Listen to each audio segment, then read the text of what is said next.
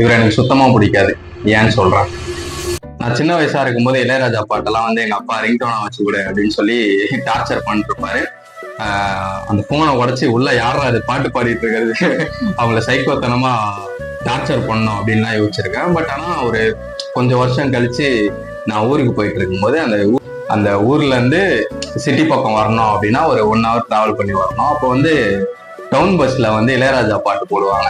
தேவர் road இருக்கும். அதுல வந்து கொஞ்ச தூரம் பார்த்தா ட்ரை லேண்டா இருக்கும், இன்னொரு சைடு பார்த்தா விவசாயம் பண்ணிட்டு இருப்பாங்க, இன்னொரு சைடு பார்த்தா குளங்கள்லாம் இருக்கும்.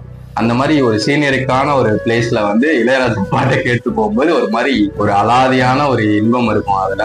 ஸோ அதுக்கப்புறம் வந்து இளையராஜா பாட்டெல்லாம் கேட்க ஆரம்பிச்சு ஜாலியான ஒரு பாட்டாவும் போட்டுப்பாப்புல, அதே மாதிரி வந்து சோகமான பாட்டும் போட்டு நம்மள அழுகையும் வச்சிருப்பாப்புல.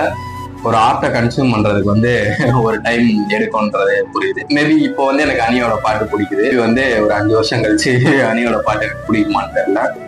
ஏஆர் ரஹ்மான் வந்ததுக்கு அப்புறம் இளையராஜா வந்து ஃபீல்ட் அவுட் ஆயிட்டாரு அப்படின்ற மாதிரிலாம் சொல்லிட்டு இருப்பாங்க.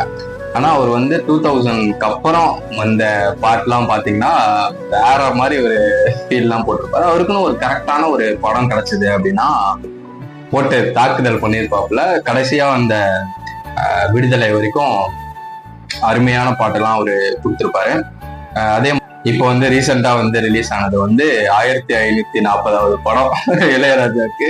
ஸோ கார்த்திக் சுப்ராஜோட சேர்ந்து பண்றாரு. அவருக்குன்னு ஒரு கரெக்டான ஒரு படம் வந்தது அப்படின்னா அவர் வந்து சூப்பரான பாட்டுலாம் போட்டு கொடுத்துருக்காரு. அதே மாதிரி வந்து அவர் பாட்டுக்காகவே படம் எடுத்த படம்லாம் இருக்கு. ஸோ அதே மாதிரி மிஸ்கின் சொன்ன மாதிரி தான் ராஜா இல்லாத சங்கீதமா அப்படின்ற மாதிரி